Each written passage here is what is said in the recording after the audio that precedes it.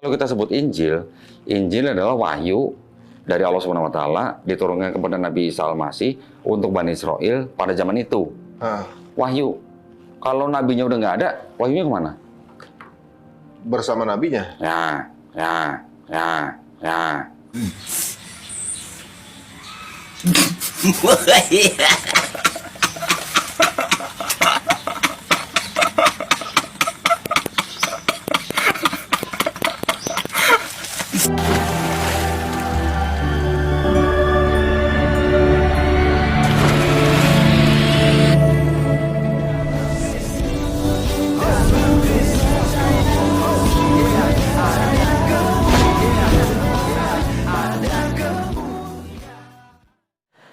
Salam Elechem Bishem Yeshua HaMashiach. Salam damai sejahtera di dalam nama Tuhan Yesus Kristus untuk kita semua. Teman-teman sekalian, pada video kali ini kita akan menanggapi mengenai Ustadz Donditan ya, di podcastnya Ari Untung kalau nggak salah ya. Nah, dia berbicara atau membahas mengenai Injil, bahwa Injil itu sudah tidak ada. Jadi apa yang dimiliki oleh orang Kristen seperti Injil Matius, Markus, Lukas, Yohanes itu bukanlah Injil.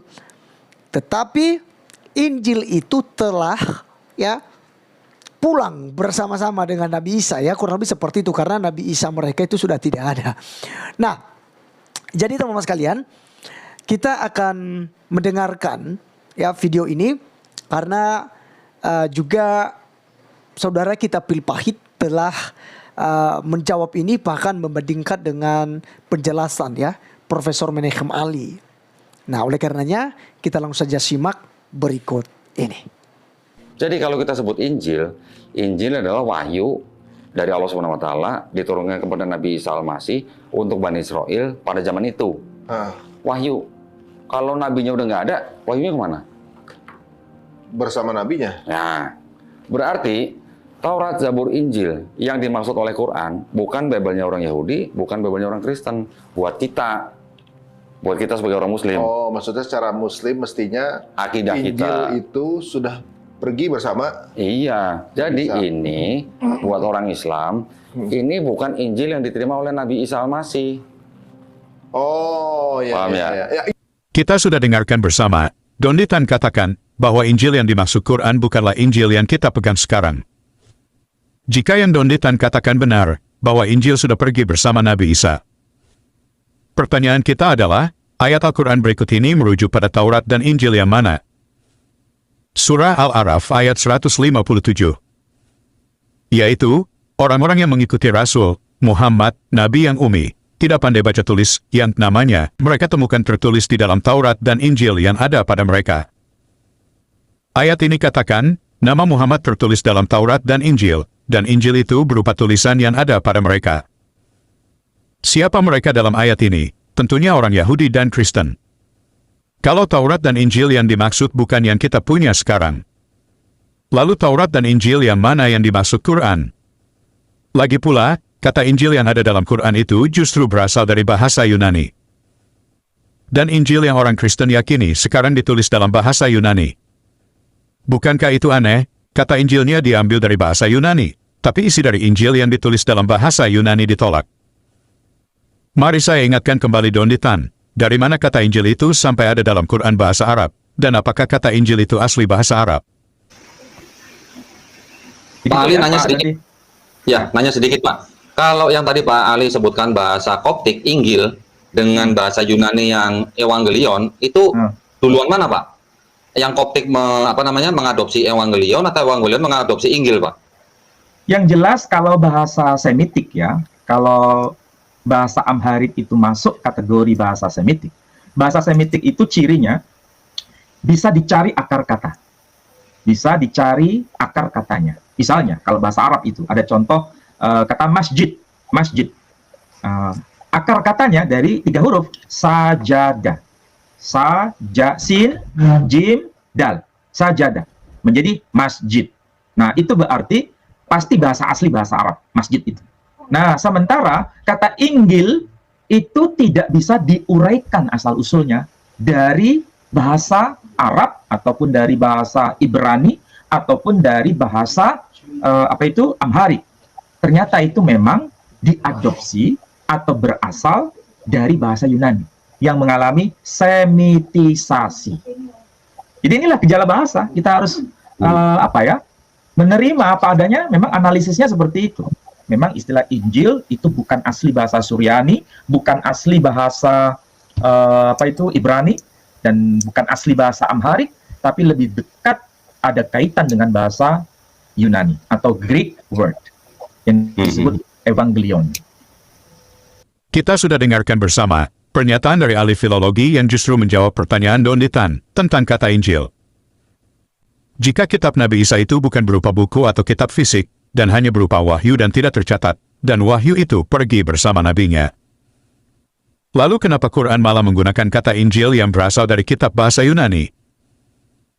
Jika Donditan menggunakan logikanya, seharusnya Quran tidak menggunakan kata Injil, karena kata Injil itu berasal dari bahasa Yunani, dan bahasa Yunani adalah bahasa yang digunakan untuk menulis keempat gospel atau Injil. Kira-kira apa jawaban Donditan dengan hadis berikut ini? Yang menceritakan seorang yang sangat berharga menolong Nabi dari Donditan. Siapa dia? Dia adalah Waraka bin Nawfal. Menurut hadis, dia adalah sepupu dari Khadijah. Apa pekerjaannya? Menurut hadis, dia menulis Injil dalam bahasa Arab dengan kehendak Allah.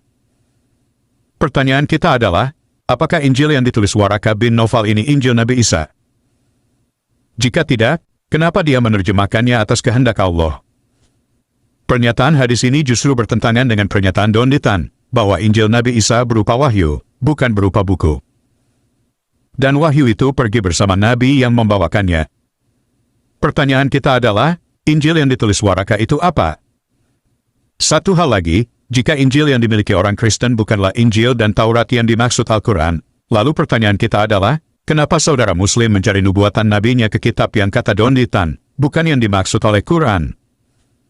Bukankah itu artinya, selama ini saudara Muslim salah alamat? Kalau menurut Donditan, Injil yang dimaksud Quran bukan Injil yang dimiliki oleh orang Kristen. Pilihannya bagi Donditan adalah, mungkinkah Injil yang ditulis oleh Waraka bin Nawfal yang dimaksud Quran? Karena menurut hadis, dia menulis Injil atas kehendak Allah. Kalau Donditan konsisten, kamu harus berhenti cari nubuatan nabimu dalam kitab orang Kristen, karena menurutmu Taurat dan Injil yang dimaksud Quran bukanlah yang dimiliki orang Kristen. Oke teman-teman, demikian tanggapan kita terhadap podcast Ari Untung dan Donditan. Oke, teman-teman sekalian, itulah yang kita sudah dengarkan bersama ya dari penjelasan saudara kita Philip Pahit dan juga statement dari Donditan di podcastnya Ari Untung. Teman-teman sekalian, ini sangat kontradiksi sekali ya dengan apa yang dipahami oleh umat Islam selama ini.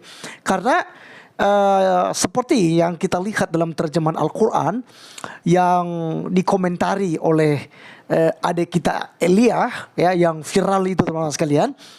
Itu kan ada beberapa ayat-ayat Injil yang dimuat di sana oleh Kementerian Agama dalam tafsiran Al-Qur'annya ya.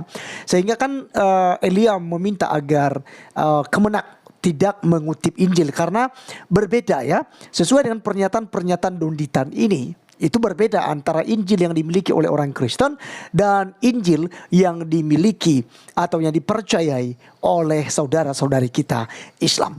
Nah, ini menarik sekali teman-teman sekali karena selama ini seperti Ahmad Kainama, konconya Donditan ini, Aristo itu suka mencari-cari ayat-ayat Alkitab ya untuk mencocokkan nama nabi mereka ya. Mereka kutip Ulangan 18 ayat 18, Yesaya 29 ya, ayat 12, 13, kemudian ada beberapa lagi ayat-ayat kitab suci ya, misalnya tentang janji Tuhan Yesus bahwa Roh Kudus akan ada, itu juga mereka ambil bahwa itu adalah nubuatan bagi nabi mereka. Nah, teman-teman sekalian, siapa yang blunder? Mereka di sisi lain menolak itu, tetapi mereka ambil juga beberapa ayat untuk mencocokkan asumsi-asumsi mereka untuk membenarkan iman mereka terhadap nabi junjungannya. Nah, jadi ini buat saya sangat munafik sekali kalau kemudian teman-teman Muslim mengambil ayat-ayat Injil lalu mencocokkannya kepada ayat-ayat Al-Quran dan jadi acuan bahwa nama Muhammad tertulis di dalam kitab Kristen ya, karena itu sama sekali tidak ya, baik Muhammad maupun Allah SWT tidak pernah dituliskan di dalam kitab suci orang Kristen, karena kita memang berbeda setinggi langit dari bumi. Allah kita juga berbeda. Ya, Allah kita juga berbeda teman-teman sekalian. Karena Allahnya orang Islam itu kan tidak boleh berwujud, tidak bisa menjadi manusia. Tapi Allah Kristen yaitu Bapa Yahweh itu bisa berinkarnasi. Firman-Nya ya menjadi daging. Firman itu menjadi manusia. Ya, dalam Injil Yohanes pasal 1 ayat 14. Dan teman-teman sekalian, apa yang sudah dijelaskan juga oleh saudara kita Philip Pahit itu juga telah mewakili kita untuk menanyakan hal itu kepada Don Ditan ya. Kalau memang Injil yang dimaksudkan oleh Al-Quran bukan Injil, Taurat, Zabur yang saat ini dimiliki oleh orang Kristen, lalu dari mana ya, atau kenapa ya pendeta Waraka Binaufal ini yang menuliskan Injil atas kehendak Allah ya, seperti yang disampaikan oleh Philip Pahit tadi. Jadi teman-teman sekalian, kesimpulannya bahwa saudara-saudari kita Muslim, para polemikus ini sebenarnya berada di dalam keraguan-raguan terhadap iman mereka sendiri ya. Karena ketika mereka mengklaim ini, mengklaim itu, kan ada orang-orang Kristen yang selalu menjawab. Itulah pentingnya apologet teman-teman sekalian. Bukan untuk menyerang iman mereka, tetapi semata untuk mempertahankan keyakinan kita, iman kita, dan juga untuk memberitakan Injil ya. Itu tujuan daripada apologet. Jadi teman-teman semua yang Kristen jangan anti dengan apologet. Kan ada yang bilang itu, buat apa bah ditanggapi-tanggapin, buat apa bah dijawab-jawab orang itu. Nah, ini saya kasih pemahaman itu sangat penting sekali untuk kita memberikan jawaban supaya generasi kekristenan berikutnya yang menonton video-video mereka itu tidak tersesat, karena sudah ada yang menjelaskan dan menjawab sesuai dengan iman Kristen. Baik teman-teman sekalian, biarlah video kali ini boleh menjadi berkat bagi kita dan sampai ketemu di video berikutnya. Tuhan Yesus memberkati. Salam.